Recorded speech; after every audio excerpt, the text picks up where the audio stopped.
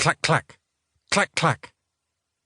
That crisp rapping pulled Tom out of a lush dream.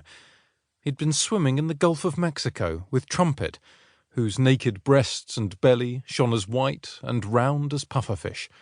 He'd bounced her up and down in the warm surf as she'd giggled.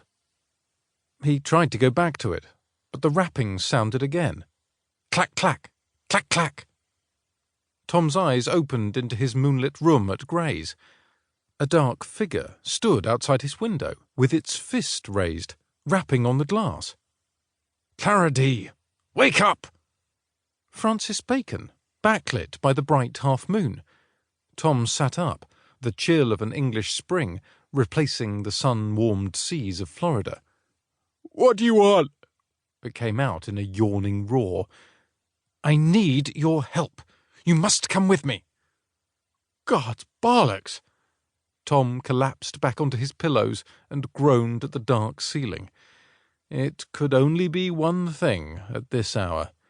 Bacon had found a corpse out there somewhere, and for some reason had decided it was his business.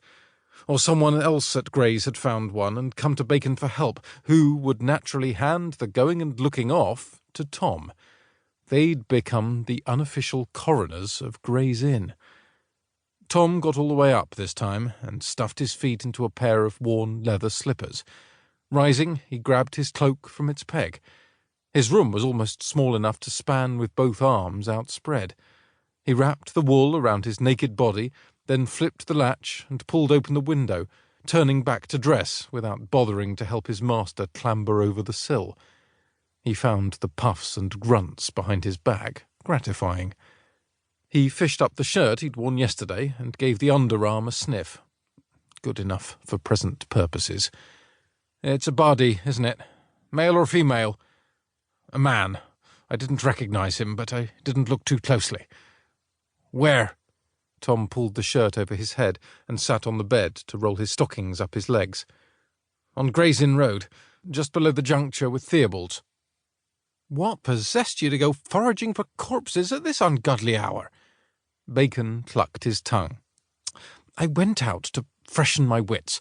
Something Anthony said got me thinking about pond scum again." Tom bit back a laugh.